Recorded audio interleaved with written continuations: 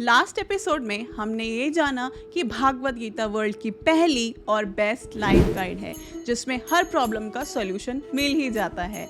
और आज के इस एपिसोड में हम जानेंगे कि हम सब की लाइफ की सबसे बड़ी प्रॉब्लम एंगर यानी कि क्रोध क्या है और कैसे इसे मैनेज कर सकते हैं। और हमारे आने वाले हर एपिसोड में लाइफ की ऐसे ही प्रॉब्लम्स के सॉल्यूशंस जानेंगे थ्रू भागवत गीता।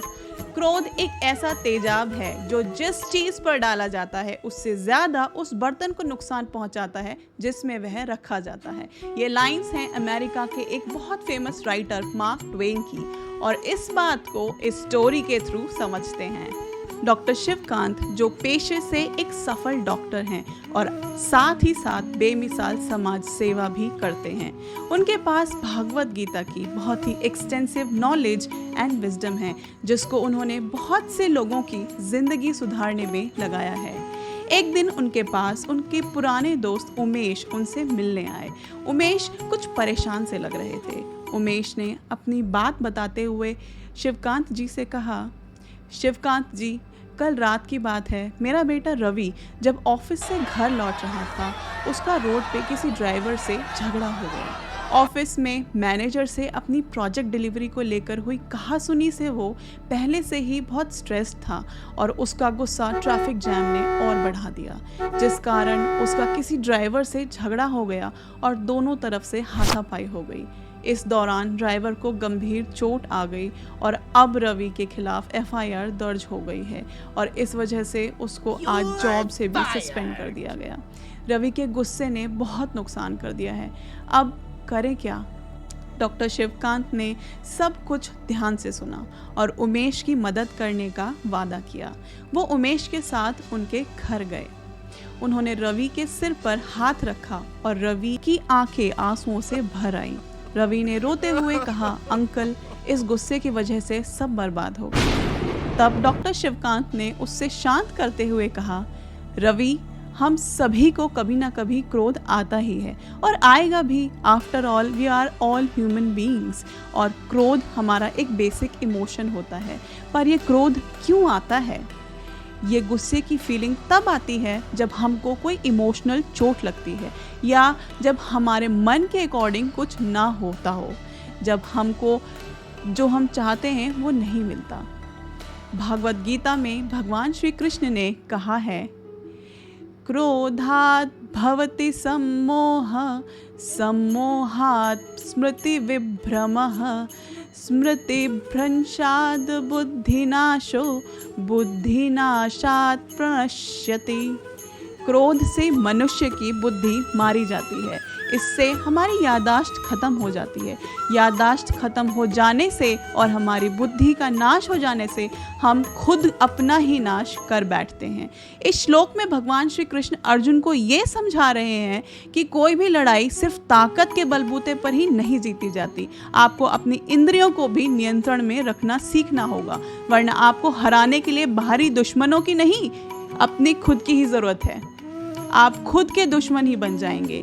क्रोध यानी गुस्सा इंसान का एक ऐसा ही दुश्मन है, क्योंकि गुस्सा आते ही हम सबसे पहले अच्छे बुरे में फ़र्क खो देते हैं। सामने कौन है उसके सम्मान की परवाह किए बिना ही कदम उठा लेते हैं, जिससे हमें पछतावे के सिवा और कुछ नहीं मिलता। क्रोध बड़े से बड़े वीरों के बल को भी एक पल में समाप्त कर देता है, बड़े बड़े ज्ञानियों के ज्ञान को खत्म कर देता है और जीवन भर किए हुए अच्छे काम और सम्मान को एक पल में ही चकनाचूर कर देता है।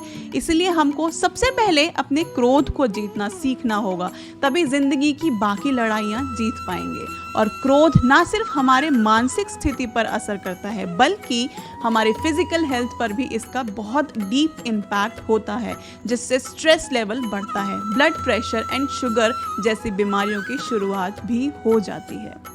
रवि ने शिवकांत जी की सारी बातें बहुत ध्यान से सुनी और पूछा, अंकल, ये बात तो ठीक है, पर मैं अपने क्रोध पर कैसे कंट्रोल करूं? तब शिवकांत जी ने रवि को एंगर कंट्रोल एंड मैनेजमेंट की गोल्डन टिप्स दी। वो बोले, ये काम हम बिल्कुल वैसे ही कर सकते हैं जैसे हम अपने बाकी सारे काम करते हैं। अपने दिमाग को ये मैसेज देकर कि चाहे कुछ भी हो जाए, किसी भी सिचुएशन में हमें अपना आपा नहीं खोना है। इसीलिए नेक्स्ट टाइम जब भी तुमको गुस्सा आए, भगवान श्री कृष्ण की ये बात याद रखना कि इससे आखिर में सबसे बड़ा नुकसान आपका ही होने वाला है और किसी का नहीं, और फिर रिएक्ट करना। इसीलिए जब भी तुमको गुस्सा आए 2 मिनट रुको और कुछ लंबी सांसें लेकर 1 से 50 तक गिनती करना। इसके पीछे भी एक बहुत स्ट्रॉन्ग साइंटिफिक रीज़न है। एक्चुअली में ऐसा करना आपके दिमाग को शांत तो करेगा ही और लॉजिकल रिस्पॉन्स देने में भी मदद करेगा, क्योंकि जब हम क्रोध में एकदम रिस्पॉन्ड करते हैं हमारा राइट ब्रेन उस रिस्पॉन्स को ट्रिगर करता है, बट जब हम 2 मिनट रुक जाते हैं तो हमारा लेफ्ट ब्रेन भी एक्टिव हो जाता है और वो आपको एक बेहतर लॉजिकल एंड रैशनल रिस्पॉन्स देने में हेल्प करता है। दूसरा और सबसे इम्पॉर्टेंट, योग और ध्यान को अपनी रोज़मर्रा के जीवन का हिस्सा बनाएं, जो आपके मन को तो शांत करता ही है, स्टेबल भी रखता है। इस तरह से डॉक्टर शिवकांत ने रवि को गुस्से पर कंट्रोल पाने के कुछ प्रैक्टिकल टिप्स दिए। रवि ने उनका दिल से आभार माना और तय किया कि वो इन बातों को अपनी ज़िंदगी में लागू ज़रूर करेगा। रवि ने उस दिन से अपने जीवन को नई दिशा में चलाने का संकल्प लिया और अपने गुस्से पर विजय पाने का प्रयास शुरू किया। और ऐसे ही डॉक्टर शिवकांत ने अपने गीता ज्ञान और दया के माध्यम से एक और जीवन सुधार दिया।